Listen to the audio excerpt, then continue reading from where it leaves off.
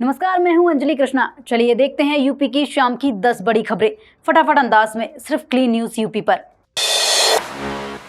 पुरानी पेंशन बहाली एवं अन्य मांगों को लेकर यूपी के माध्यमिक शिक्षक धरने पर, सीएम को भेजेंगे 31 सूत्री ज्ञापन। उत्तर प्रदेश माध्यमिक शिक्षक संघ के बैनर तले आज प्रदेश भर में शिक्षक धरना प्रदर्शन कर रही हैं। यह आंदोलन जिला विद्यालय निरीक्षक कार्यालयों पर आयोजित किया जा रहा है। प्रदर्शन के बाद शिक्षक DIOS और संयुक्त शिक्षा निदेशक के माध्यम से मुख्यमंत्री को 31 सूत्री ज्ञापन सौंपेंगे।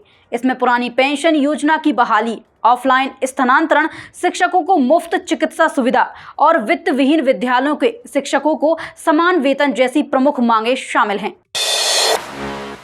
यूपी MP में यूरिया संकट, नेपाल में 10 गुनी कीमत पर धड़ल्ले से बिक रही खाद, तस्करों की चांदी। यूपी और MP में यूरिया की किल्लत गहराती जा रही है। नेपाल सीमा से सटे जिलों में तस्कर खाद को 10 गुनी कीमत पर बेच रही हैं। भारत में 266 रुपए की बोरी, नेपाल में 1500 से 2000 रुपए में बिक रही है। किसान खाद की तलाश में एक राज्य से दूसरे राज्य का चक्कर काट रही हैं। सोमवार को MP सीमा पर SDM ने अवैध खाद से भरी पिकअप पकड़ी। यूरिया और DAP की भारी कमी से किसान कालाबाजारी का शिकार हो रही हैं। अखिलेश का चुनाव आयोग पर वार, बोले 18,000 शपथ पत्रों का जवाब 3 साल में क्यों, जांच जरूरी। सपा अध्यक्ष अखिलेश यादव ने चुनाव आयोग और यूपी के 3 जिला अधिकारियों पर गंभीर सवाल खड़े किए हैं। उन्होंने कहा कि 2022 विधानसभा चुनाव में मतदाता सूची से नाम काटने पर पार्टी ने 18,000 शपथ पत्र दिए थे, लेकिन अब तक सही जवाब नहीं मिला। जौनपुर, कासगंज और बाराबंकी के DM ने हाल ही में रिपोर्ट देकर दावों को खारिज किया है। अखिलेश ने पूछा कि सफाई देने में 3 साल क्यों लगे और कहा कि इस पूरे मामले की गहन जांच होनी चाहिए। मेरठ में गैंग वॉर से दहशत, 50 राउंड फायरिंग व बाइकें फूकी। फतेहपुर में धर्म ध्वजा यात्रा पर कड़ी सुरक्षा। मेरठ के महसूमा क्षेत्र में 2 गुटों के बीच गैंग वॉर ने सनसनी फैला दी है।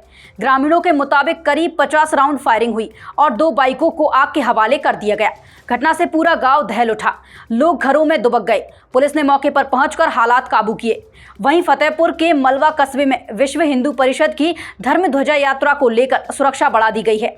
मकबरे विवाद के चलते धारा 144 लागू कर पुलिस बल तैनात किया गया है। अयोध्या के मिल्कीपुर में अवैध गर्भपात केंद्र का भंडाफोड़, शिकायत पर CMO ने बनाई जांच टीम। अयोध्या के मिल्कीपुर तहसील के कुचेरा बाजार में अवैध गर्भपात केंद्र का खुलासा हुआ है। आरोप है कि महिला गुप्त रूप से प्रसूति केंद्र चला रही थी और गर्भपात के लिए भारी रकम वसूलती थी।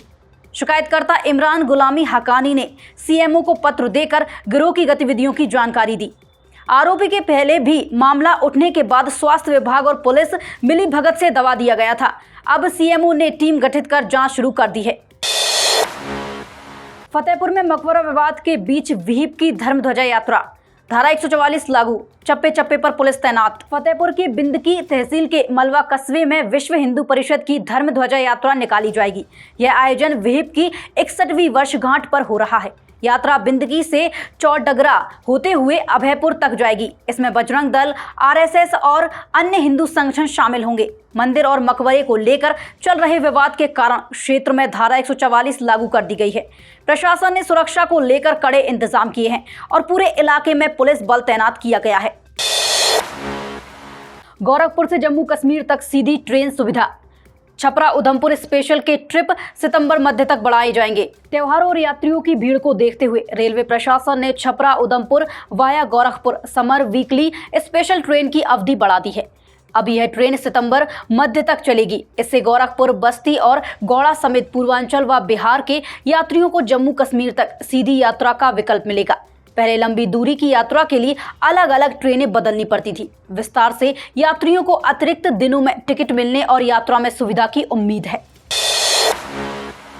फर्रुखाबाद में बाढ़ से बड़ा असर, 229 स्कूल बंद, 10,000 बच्चों की पढ़ाई ठप। फर्रुखाबाद जिले में गंगा और रामगंगा की बाढ़ से हालात बिगड़ गए हैं। जलस्तर खतरे के निशान से ऊपर जाने के कारण 4 ब्लॉकों के 229 स्कूल बंद कर दिए गए हैं।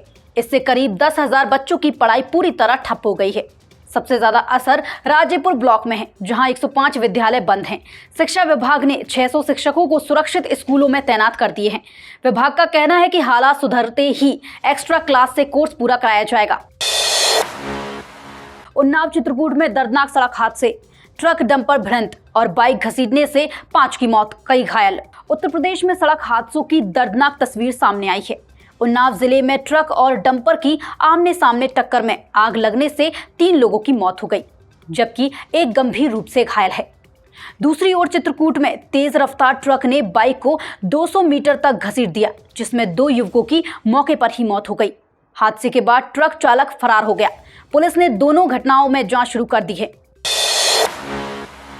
22 अगस्त से यूपी में मॉनसून की जोरदार वापसी, 35 जिलों में भारी बारिश का अलर्ट। उत्तर प्रदेश में उमस से जूझ रही जनता को राहत मिलने वाली है।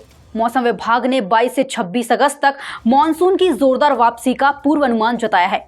इस दौरान 35 से अधिक जिलों में भारी से बहुत भारी बारिश का अलर्ट जारी किया गया है। पूर्वी यूपी के गोरखपुर, आजमगढ़, प्रयागराज और अयोध्या समेत कई जिलों में मूसलाधार बारिश होगी। वहीं पश्चिमी यूपी के सहारनपुर, बरेली और मुरादाबाद में भी तेज बारिश का अनुमान है। विभाग ने लोगों को सतर्क रहने की सलाह दी है। आप देख रहे थे क्लीन न्यूज यूपी की 10 बड़ी खबरें फटाफट अंदाज में। जरूरी और काम की खबरों के लिए चैनल को सब्सक्राइब करें और वीडियो को लाइक करना ना भूलें। शुक्रिया।